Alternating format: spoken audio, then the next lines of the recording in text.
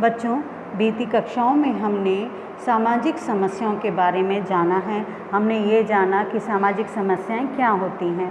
हमने ये भी जाना था कि सामाजिक समस्याओं व्यक्तिगत समस्याओं में क्या अंतर होता है। तत्पश्चात हमने अनेकानेक समकालीन सामाजिक समस्याओं के बारे में जानने का प्रयास करने का पहला कदम उठाते हुए हमने ये जाना था कि निर्धनता की सामाजिक समस्या, निर्धनता जो एक सामाजिक समस्या है वो क्या है। हमने ये भी जाना कि विश्व में क्या कोई ऐसा राष्ट्र है जो निर्धनता से पूर्णतः वंचित है, अर्थात उस राष्ट्र में निर्धनता नहीं है।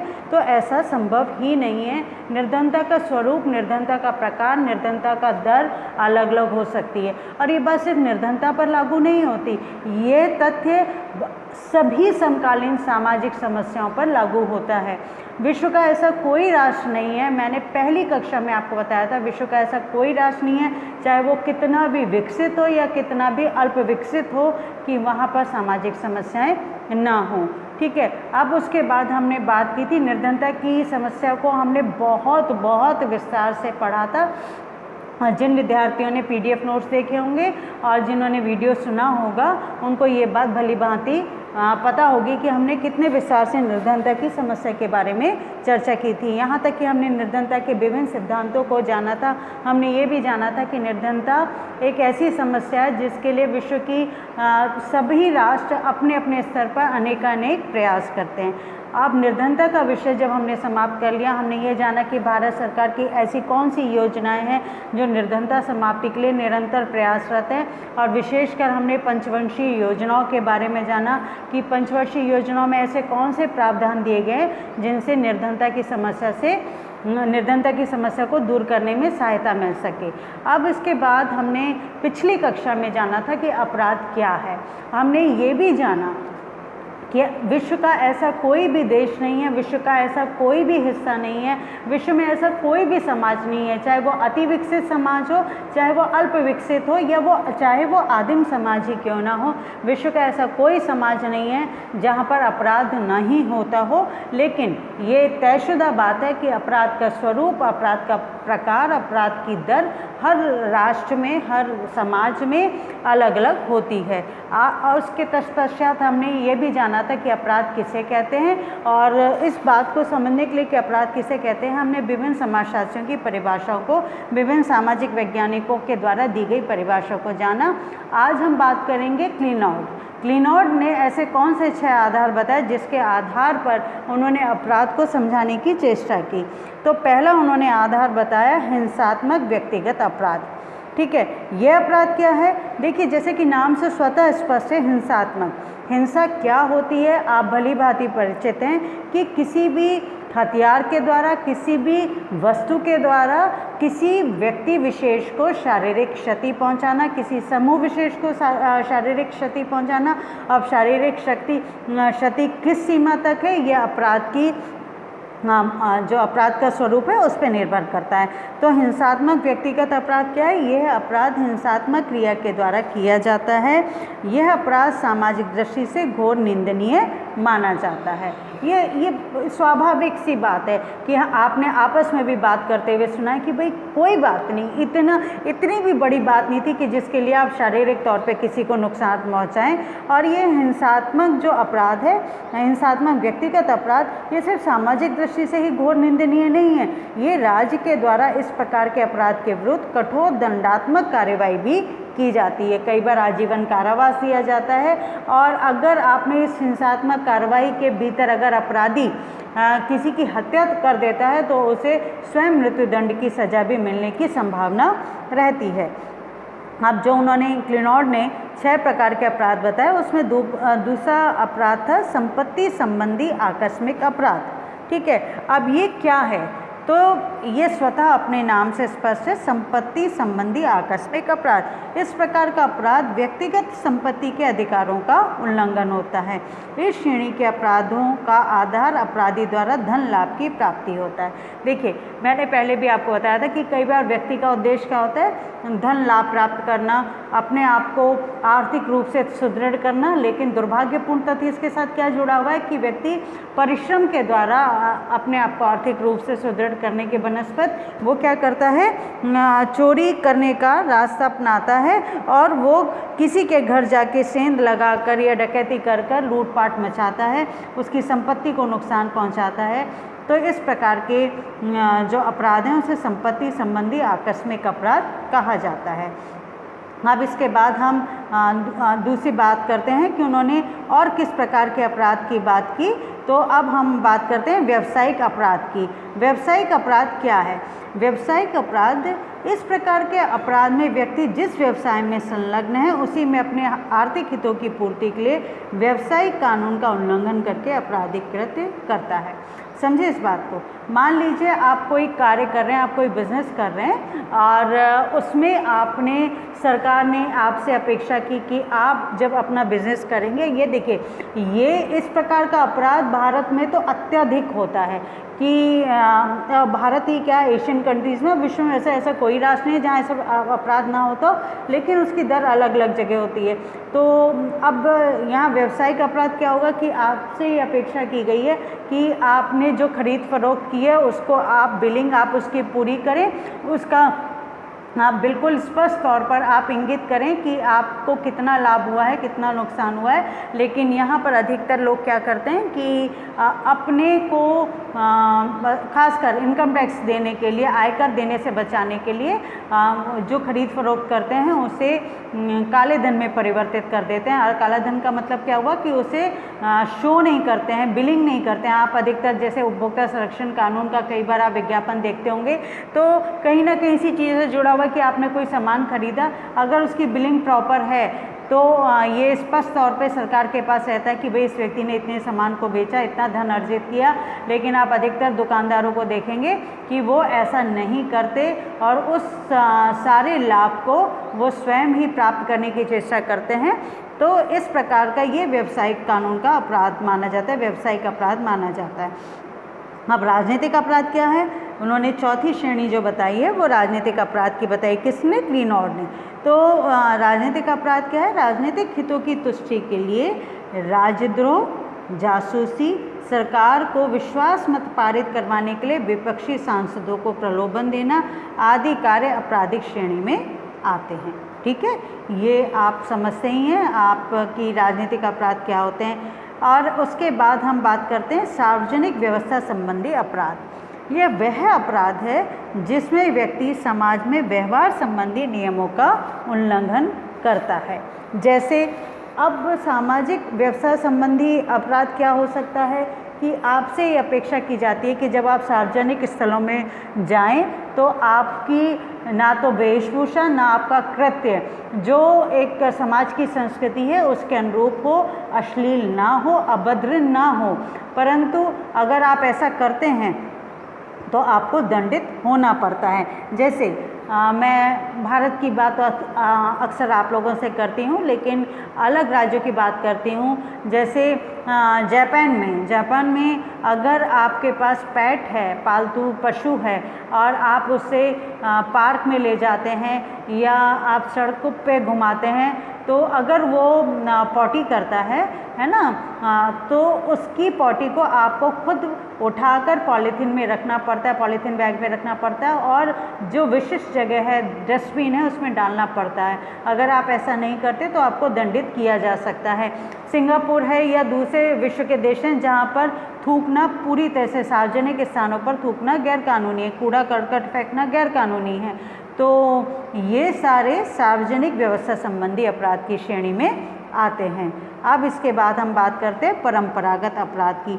ये छठवीं श्रेणी है जिसकी बात क्लीनॉर्ड ने की है। इस प्रकार के अपराध की श्रेणी में वह व्यक्ति आते हैं जो अपराध को अंशकालिक आजीविका के रूप में मानते हैं कि इसी के द्वारा हमें जीवन अपना यापन करना है। वो कोई कार्य नहीं करते, वो समय समय पर छुटपुट चोरी करते हैं और उससे वो अपना जीवन निकालते हैं। जब वो चोरी किया हुआ धन समाप्त हो जाता है फिर पुनः चोरी करने चले जाते हैं। तो यही उनकी आजीविका का साधन होता है। अर्थात अपराध द्वारा धन अर्जित करना ही उनकी आजीविका का अंशकालिक साधन होता है। इन सारे वर्गीकरण के अलावा जो हमने 6 वर्गीकरण पढ़े। देखिए, एक मुख्य तौर पर अपराध जो समस्त विश्व में बहुत अधिक मात्रा में होता है, white collar crime. White collar crime क्या होता है? श्वेत वसन अपराध। श्वेत वसन अपराध क्या होता है? जब हाईली पोस्टेड लोग एडमिनिस्ट्रेटिव सर्विसेज में होते हैं, इंजीनियरिंग में होंगे, वो विश्व भर में होते हैं, है ना। तो ऐसे लोग जब अपराध करते हैं, वो अपराध कैसे करेंगे? ऐसे नहीं कि जाके किसी का खून कराए, वो अपने ही जिस पद पर है उसका अनुचित उपयोग करते हुए वो धन अर्जित करने की चेष्टा करें, तो ऐसे अपराध को श्वेत वसन अपराध कहते हैं। और उसके पश्चात और एक जो बात हमने कही, परंपरागत अपराध के अलावा श्वेत वसन अपराध, फिर पेशेवर अपराधी और संगठित अपराधी में भी बांटा गया है। तो जैसे मैंने आपको बताया, श्वेत वसन अपराध वह अपराध है जो उच्च स्टेटस, उच्च परिस्थिति जिसे कहते हैं कि लोगों के द्वारा आर्थिक उद्देश्यों की पूर्ति के लिए किया जाता है। और पेशेवर अपराध के अंतर्गत वे अपराधी आते हैं जिनकी आजीविका का मुख्य स्रोत क्या है? अपराध के जरिए धन कमाना। ठीक है, इतना समझ गए कि पेशेवर अपराधी कौन है? जिन्होंने अपना सारा जीवन उन्होंने निश्चित कर लिया कि हमें परिश्रम नहीं करना, हमें कोई व्यवसाय नहीं करना, हमें कहीं नौकरी नहीं करनी, हम तो अपना जीवन सिर्फ अपराध करके धन अर्जित करके, धन कैसे अर्जित करना? अपराध के माध्यम से, चोरी चकारी करनी, किडनैपिंग करनी।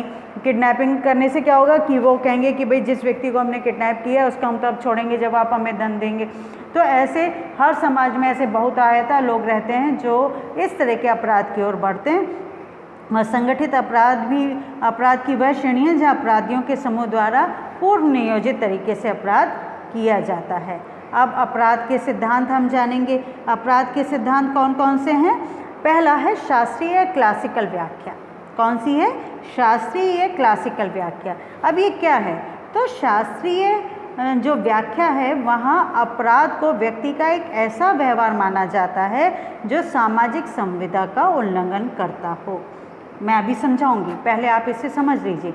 सामाजिक संविदा का उल्लंघन करता हो, जो राज्य के लिए हितकर ना हो, व्यक्ति की संपत्ति की सुरक्षा के लिए अहितकर हो।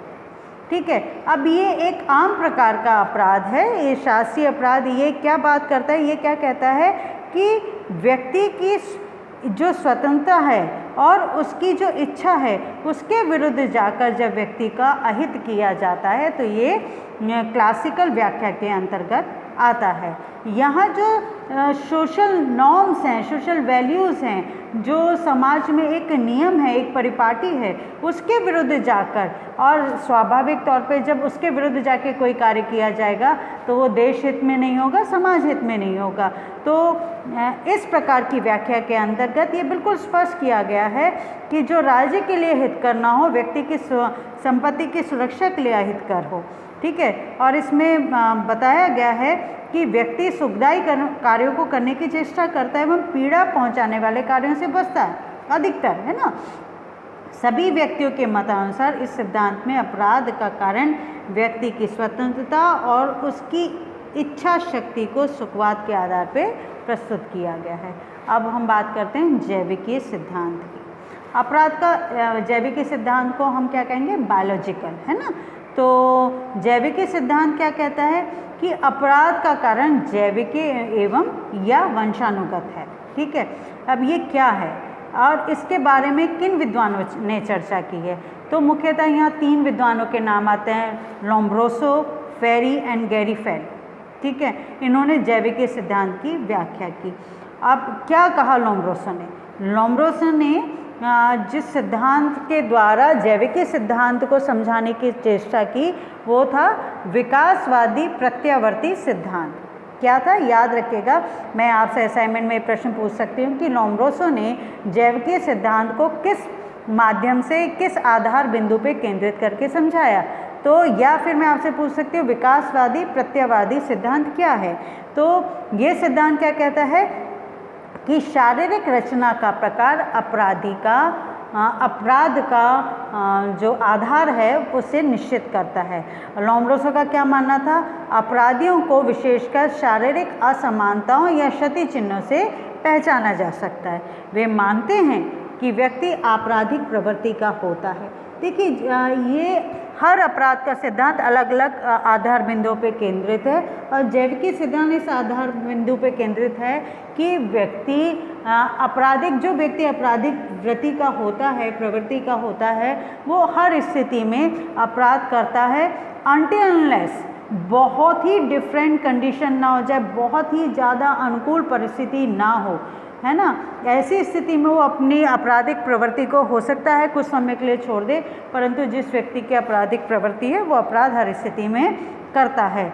और गैरी फेलो ने इसे किस आधार पे व्यक्त किया है, ये प्रश्न भी मैं आपसे असाइनमेंट में पूछ सकती हूँ। ये बहुत इंपॉर्टेंट भी है, हो सकता है आपके एग्ज़ाम में जो आपका विश्वविद्यालय परीक्षा उसमें भी आ सकता है, 2 नंबर का 2 अंक का प्रश्न आ सकता है ये कि गैरी फेलो ने और लैम्ब्रोसो ने किन किन जो जैविकी सिद्धांत में किन आधार बिंदुओं को लिया है।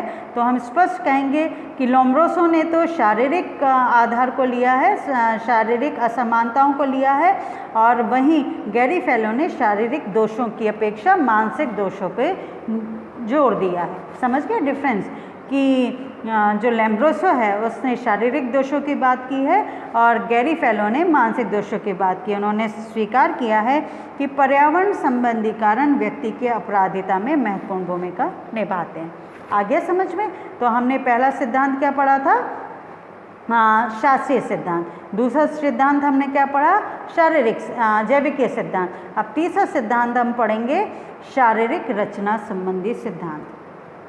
ये सिद्धांत स्मिथ ने अपनी पुस्तक, कौन सी पुस्तक का नाम क्या था? ने अपनी पुस्तक द न्यू क्रिमिनोलॉजी में कहा। याद रखिएगा, हो सकता है मैं आपके 2 अंक के प्रश्न में पूछ लूँ कि स्मिथ की पुस्तक का नाम बताएं। देखिए, जब 2 अंक के प्रश्न आते हैं अमूमन 1 या 2 पुस्तकों के नाम पूछे जाते हैं, उनके पुस्तकों के नाम देकर लेखकों के नाम पूछे जाते हैं। कई बार स्थिति इसके विपरीत होती है कि लेखकों के नाम दिए जाते हैं और पुस्तक के नाम पूछे जाते हैं। इन दोनों स्थितियों में अगर आप लेखक सहित पुस्तक का नाम याद कर लेते हैं तो आपको अपने प्रश्न का उत्तर देने में बिल्कुल भी परेशानी का सामना नहीं करना पड़ता। तो स्मिथ ने अपनी पुस्तक द न्यू क्रिमिनोलॉजी में कहा कि अपराध अंतःस्राव की अधिकता, कमी या गड़बड़ी के कारण होता है। दैट मीन्स हार्मोन्स इनबैलेंस होने के कारण व्यक्ति का जो शारीरिक इसे साइंटिफिक वे से समझे कि जो शारीरिक बैलेंस है, जो शरीर और मन के बीच में जो संतुलन है वो गड़बड़ा जाता है और ऐसी स्थिति में व्यक्ति क्या करता है? अपराध करता है। वहीं भौतिक मानवशास्त्री हंटन, इनके बारे में हम कई बार बात कर चुके हैं। तो भौतिक मानवशास्त्री हंटन ने अपने दीर्घकालीन शोध के आधार पर यह निष्कर्ष निकाला कि अपराध का प्रमुख कारण जैविक हीनता है। ठीक है। अब हंटन का मानना है कि अपराधी जैविक और सामाजिक शक्तियों का फल है, जिसके कारण ही मानसिक और शारीरिक रूप से हीन व्यक्ति आपराधिक कार्यों के लिए चुने जाते हैं। देखिए, कई बार क्या होता है, जब हमारी डिफॉर्मिटी होती है, हमारा कोई ऐसा शरीर का कोई ऐसा हिस्सा होता है जो हमें असंतुष्ट करता है। मान लीजिए अगर व्यक्ति बहुत डिफॉर्म तरीके से उसका शरीर है और शरीर का कोई हिस्सा ऐसा है जिसके कारण उसे सामाजिक तौर पे अपमानित होना पड़ रहा है, और वो अपमानित होने के कारण कई बार वो मानसिक हीनता का शिकार होता है। और ऐसी स्थिति में जब व्यक्ति मानसिक तौर पे डिप्राइव्ड है, डिप्राइव्ड का यहाँ मतलब क्या है कि वो अपने आप को समाज से विलगाव, देखिए मैंने पिछली कक्षा में बताया था अपराध का कारण क्या है? विलगाव, समाज से अपने आप को अलगाव महसूस करना, समाज के साथ अपने आप को जुड़ा हुआ महसूस नहीं करना। तो शारीरिक रूप से हीन व्यक्ति आपराधिक कार्यों को चुनते हैं। और यहाँ पर एक प्रश्न और पूछा जा सकता है कि किस और सामाजिक वैज्ञानिक ने अपराध को शारीरिक रचना से जोड़ा? तो हम नाम ले सकते हैं शेल्डल, है ना। तो इससे पहले हमने पढ़ा हंटन ने और इससे पहले हमने पढ़ा स्मिथ ने। स्मिथ की पुस्तक का नाम आप याद रखिएगा, द न्यू क्रिमिनोलॉजी। तो अभी हमने इससे पहले हमने किस सिद्धांत को पढ़ा था? जैविकी सिद्धांत को। उससे पूर्व हमने पढ़ा जैविकी सिद्धांत से पूर्व क्लासिकल व्याख्या को या शास्त्रीय सिद्धांत को। तत्पश्चात हमने जैविकी सिद्धांत को पढ़ा, तत्पश्चात हमने शारीरिक रचना सिद्धांत को पढ़ा। अब उसके बाद हम अगले सिद्धांत पर चलते हैं और वो सिद्धांत है मनोवैज्ञानिक सिद्धांत। मेरी दृष्टि में देखिए, समाजशास्त्र के विद्यार्थी होने के नाते जितना मैंने पिछले 22 सालों या 24 सालों में पढ़ा लिखा और समझा, वो मेरा अध्ययन मुझे इस बात की पुष्टि कराने में कहीं ना कहीं सहायक सिद्ध होता है कि जो मनोवैज्ञानिक सिद्धांत है वो व्यक्ति के अपराध में एक महत्वपूर्ण भूमिका निभाता है। और मैंने अपना एक छोटा सा शोध कार्य किया था किशोर अपराधों को लेकर। वहाँ पर भी मैंने ये पाया था कि मनोवैज्ञानिक सिद्धांतों की अपनी एक महत्वपूर्ण भूमिका होती है। और ये सिद्धांत किसने सबसे अधिक इस बात पे एम्फेसिस दिया, किसने सबसे अधिक इस बात पे बल दिया? हेनरी गोडार्ड ने। हेनरी गोडार्ड ने human efficiency and levels of intelligence के आधार पर इस बात पर दृष्टिपात किया कि मनोवैज्ञानिक दृष्टिकोण मानसिक हीनता और अपराध के बीच कहीं ना कहीं एक गहरा संबंध है। वह अपराध का एकमात्र बड़ा कारक निम्न स्तरीय मानसिकता या मानसिकहीनता होती है। देखिए ये बिल्कुल सिद्धांततः बात है कि व्यक्ति जब समाज में रहता है और उसकी मानसिकता नेगेटिविटी से भरी हुई है, नकारात्मकता से परिपूर्ण है, वो अपने आप को समाज में सबसे अलग कटा हुआ महसूस करता है, वो समाज में हीनता का भाव पाता है, उसके मन के भीतर एक ईर्ष्यालु भाव उत्पन्न होता है, उसके मन के भीतर क्रोध का भाव उत्पन्न होता है, उसके मन के भीतर बदला लेने का भाव उत्पन्न होता है। उसे लगता है कि मैं इतने प्रयास कर रहा हूँ परंतु मुझे सफलता नहीं मिल रही और किसी व्यक्ति ने बिना प्रयास के इतना धन अधिक अर्जित कर लिया। ये तमाम तरह की जो सोच होती है वो व्यक्ति के भीतर एक अलग किस्म की कुंठा को पैदा कर देती है और यही कुंठाएं उसे अग्रसित करती हैं अपराध की दुनिया में प्रवेश लेने के लिए। तो ये स्पष्ट है, इस चीज़ से हम सब दो चार होते हैं। दो चार का मतलब हम सब कभी ना कभी हीनता का शिकार होते हैं, परंतु हमारा जो सामाजिकरण की जो प्रक्रिया है वो हमें उस अपराध की ओर ले जाने से हमें रोक लेती है। परंतु जिन लोगों का, जिन व्यक्तियों का सामाजिकरण एक सकारात्मक रूप से नहीं हुआ होता है या उनमें कोई वंशानुगत कमियां होती हैं या उनके आसपास एक ऐसा पर्यावरण नहीं होता जो उनको उनकी जब वो हीनता या कुंठा की अवस्था में आते हैं तो उनको सपोर्ट सिस्टम नहीं मिलता, तो ऐसे व्यक्ति समाज में अपराध की ओर अपना कदम बढ़ाते हैं। पर मूलतः इस बात का सार यही निकल कर आता है कि जब व्यक्ति कुंठित होता है, कुंठित अपने आप नहीं होता, समाज में ऐसे कारण कार्य कारण जो पूरी व्यवस्था है वो ऐसे कारणों को उत्पन्न कर देती है कि व्यक्ति कुंठित हो जाता है। वो उसके साथ उन व्यवस्थाओं के साथ अपना सामंजस्य नहीं बिठा पाता और उसके भीतर विद्रोह की भावना उत्पन्न हो जाती है और ऐसी स्थिति में वो अपराध की ओर अग्रसर होता है। ठीक है, अब हम बात करते हैं मनोविश्लेषणात्मक व्याख्या। क्या है ये मनोविश्लेषणात्मक व्याख्या? इस पे हम ध्यान देते हैं। मनोविश्लेषणात्मक व्याख्या की चर्चा किसने की है? सिगमंड फ्राइड ने की है। ये नाम याद आया बच्चों आपको? कौन थे सिगमंड फ्राइड? मैं याद दिलाती हूँ, आगे हम बाद में बात करेंगे। मेरे ख्याल से जो बच्चे इस वीडियो को ध्यान से सुन रहे हैं और उन्हें ये बात भली भांति याद आ गई होगी कि एक बहुत प्रसिद्ध समाजशास्त्री रहे सिगमंड फ्राइड, जिन्होंने सामाजिकरण का सिद्धांत दिया। अब सामाजिकरण का सिद्धांत क्या है ये आपने फर्स्ट ईयर में पढ़ा था, ठीक है। परंतु जैसा कि मैं हमेशा से करके आई हूँ कि मैं भी ये मानती हूँ कि फर्स्ट ईयर में जो कुछ आपने पढ़ा वो आपको कंठस्थ हो, आपको भली भांति आज भी याद हो सकता है याद हो, और अगर याद हो तो ये बहुत हर्ष की बात होगी। परंतु अगर जिन विद्यार्थियों को याद नहीं होगा उनकी सुविधा के लिए मैं बताती हूँ कि पहले तो हम ये जान लें सामाजिकरण क्या है। देखिए, जब सामाजिकरण की बात होती है तो अगर आप अपराध शास्त्र को पढ़ना चाहते हैं तो आपको सामाजिकरण का सिद्धांत भली भांति आपको परिचित होने की आवश्यकता है। तो सामाजिकरण का सिद्धांत क्या है? सामाजिकरण का सिद्धांत कहता है, अगर इंग्लिश में इन्वर्टेड कॉमा से हम एक सेंटेंस में कहें, socialisation is a process of learning. सामाजिकरण सीखने की एक प्रक्रिया का नाम है। क्या सीखना है? जो समाज, सब कुछ सीखना सामाजिकरण नहीं है, जो समाज के लिए हितकारी हो, जो समाज में सकारात्मक भूमिका निभाने में आपकी सहायता करे, वो सब कुछ सामाजिकरण है। हमारे मूल्यों को सीखना, हमारे विश्वासों को सीखना, हमारी रूढ़ियाँ परंपराओं, इन सब को सीखना सामाजिकरण है। फिर हमने इसके बाद ये भी जाना है कि सामाजिकरण की एजेंसीज कौन है। कौन सामाजिकरण सिखाता है? व्यक्ति अपने आप ही सीख जाता है? नहीं, व्यक्ति तो जब जन्म लेता है, बच्चा जन्म लेता है, वो हाड़ मांस का पिंड मात्र होता है ना, एक सिर्फ ह्यूमन ऑर्गन होता है, एक बॉडी होती है, लेकिन उसको सिखाया जाता है। सिखाने वाली सबसे पहली जो संस्था होती है परिवार होती है, फिर उसके बाद नातेदारी, मित्र समूह, जिसे पीयर ग्रुप कहते हैं इंग्लिश में, वो सब होते हैं। ये सारे के सारे मिलके फिर उसका धार्मिक संस्था, आर्थिक संस्था, स्कूल, है ना, राजनीतिक संस्थाएं, फिर अब जो एक बहुत बड़ा माध्यम जुड़ा है वर्तमान पिछले 2-3 दशकों में, वह है जनसंचार माध्यम। ये भी सामाजिकरण में अपनी एक महत्वपूर्ण भूमिका निभाता है। तो इसके पश्चात हमारे लिए ये जानना आवश्यक हो गया था कि सामाजिकरण के कौन कौन से सिद्धांत हैं। पर चूंकि हम सामाजिकरण अभी नहीं पढ़ रहे हैं, हम तो अपराध शास्त्र पढ़ रहे हैं, ये अपराध क्या है।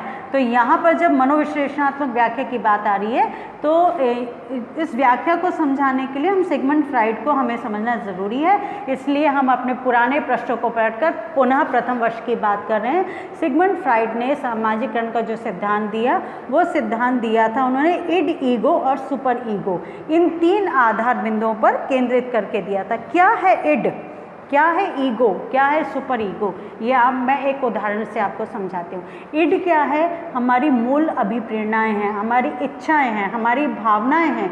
अब वो इच्छा गलत भी हो सकती है और अच्छी भी हो सकती है। वो हमारी भावनाएं नकारात्मक भी हो सकती हैं। गलत और सही का केंद्र बिंदु किससे डिसाइड होता है?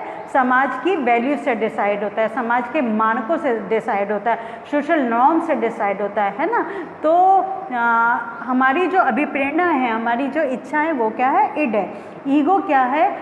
इड का संबंध कहीं पर भी इस चीज़ से निर्धारित नहीं होता कि ये सही है ये गलत है, ये तो हमारी मूल इच्छा है। अब वो सही भी हो सकती है, गलत भी हो सकती है। इसके बाद आती है ईगो की बात। ईगो जो आधार बिंदु जिसपे हम अपनी अभिप्रेरणाओं की पूर्ति का माध्यम देखते हैं। यहाँ पर भी सकारात्मकता और नकारात्मकता की दोनों की बात की जा सकती है। और सुपर ईगो वो होता है जिसे परमा अहम कहते हैं हिंदी में, और ईगो को क्या कहते हैं? अहम कहते हैं, है ना। और इड क्या होता है? स्व होता है। तो सुपर ईगो क्या है कि सुपर ईगो परमा अहम क्या है कि वो जो निश्चित करता है कि इस कार्य को करना चाहिए या नहीं करना चाहिए। अगर मैं, चलो इसको आपको देखो, आपको थोड़ा सा समझने में दिक्कत आएगी, मैं आपको एक उदाहरण से समझाती हूँ तो आपको त्वरित गति से समझ में आ जाएगा। क्या, एक उदाहरण लेते हैं। मान लीजिए एक बच्चा है, एक किशोर बच्चा है, और इड उसकी क्या है? उसकी इच्छा क्या हुई? जलेबी खाने की। अब उसका ईगो क्या है कि उसने विचार किया मुझे जलेबी खरीद के खानी चाहिए या चुपचाप उठा के खा लेनी चाहिए। ठीक है। अब यहाँ पर मूल बिंदु किस बात पर है? मान लीजिए उसके पास पैसे नहीं हैं, तो अगर उसका समाजीकरण सकारात्मक रूप से हुआ है तो उसका सुपर ईगो उसे रोकेगा, उसका परमायम उसे रोकेगा, कहेगा नहीं ये गलत है, आपको बिना पैसे के खरीदे हुए, बिना खरीदे हुए आपको जलेबी नहीं खानी है, आपको चुरा के नहीं खानी है, आपको छीन के नहीं खानी है। तो ये सुपर ईगो आपका वो आपकी वैल्यूज़ का एक परीक्षण केंद्र है। अगर मान लीजिए आपने जलेबी को, आपने अपने मन को शांत कर लिया कि ठीक है मेरे पास पैसे नहीं है और मैं जलेबी नहीं खाऊंगा या खाऊंगी, तो ये मान के चले कि आपका सामाजिकरण हो चुका है। परंतु आपने चुपचाप उस जलेबी को उस दुकानदार के पास गए और इधर उधर की बातें करके चुपचाप जलेबी के 2 टुकड़े आपने उठा लिए, तो यहाँ पर आपका ये स्पष्ट हो जाता है कि आपका समाजीकरण नहीं हुआ है। तो इसी आधार पर सिगमंड फ्राइड ने इस सिद्धांत को समझाने की चेष्टा की कि इड, ईगो, सुपर ईगो की अवधारणा के आधार पर सिगमंड फ्राइड ने तो समाजीकरण के सिद्धांत के आधार पर समझाया, परंतु उनके इन आधार बिंदुओं को लेकर जो अपराध शास्त्री रहे हैं, जिन्होंने समाज में अपराधों का अध्ययन किया है, विभिन्न शोध किए हैं, तथ्यात्मक खोज की है, उसके आधार पर 3 जो मुख्य व्यक्ति रहे, सामाजिक वैज्ञानिक रहे, एडलर, अब्राहमसन और फ्री एडलैंड, है ना। इन्होंने अपराध की जो व्याख्या की, लैंडरन ने, उन्होंने क्या कहा कि एक सामान्य व्यक्ति इड, ईगो और सुपर ईगो के बीच सामंजस्य बनाए रखता है। सामंजस्य कैसे बना? अगर उसके ईगो ने उसे कहा कि इसके पास पैसे नहीं हैं और उसने सुपर ईगो ने उसे समझाया कि नहीं आपको धन, ये जो जलेबियाँ नहीं चुरानी है, तो सामंजस्य, परंतु जो आपराधिक प्रवृत्ति का व्यक्ति है उसके मध्य सामंजस्य नहीं होगा, वो तारतम्य टूट जाएगा और ऐसी स्थिति में क्या करेगा, वो अपराध की ओर बढ़ते हुए उस जलेबी को चुरा लेगा।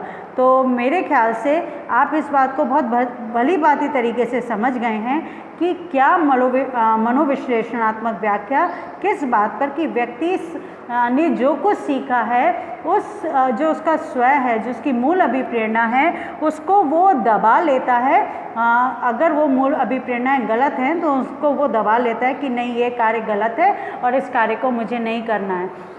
परंतु जो व्यक्ति आपराधिक प्रवृत्ति का है वो उन मूल प्रेरणाओं की बात को, ईगो की बात को नहीं सुनता, सुपर ईगो की बात को नहीं सुनता और अपराध की ओर अग्रसर हो जाता है। तो बच्चों, मैं ये मान के चलती हूँ कि अभी तक हमने मनोविश्लेषणात्मक व्याख्या अपराध की जानी, मनोवैज्ञानिक सिद्धांत को जाना, तत्पश्चात हमने उससे पूर्व शारीरिक रचना संबंधी सिद्धांत को जाना, उससे पूर्व हमने जैविकी सिद्धांत को जाना, उससे पूर्व हमने किस सिद्धांत को जाना, शास्त्रीय सिद्धांत को जाना।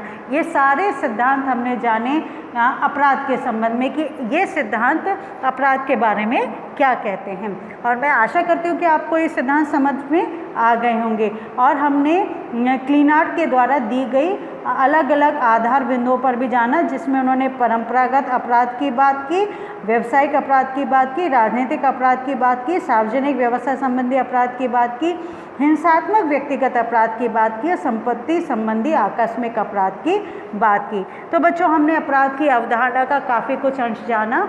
आने वाली कक्षा में हम ये जानेंगे कि अपराध के और कौन से सिद्धांत हैं जिनके बारे में अलग अलग सामाजिक वैज्ञानिकों ने अपनी बात को रखा है। आशा करती हूँ कि आपको जो कुछ मैंने आपको समझाया, जैसे कि आप जानते कि हमेशा मैं ये करती हूँ कि आपको जब मैं कोई अवधारणा समझा देती हूँ उसके PDF नोट्स भी आपको मैं आपके WhatsApp ग्रुप पे उपलब्ध करा दी हूँ।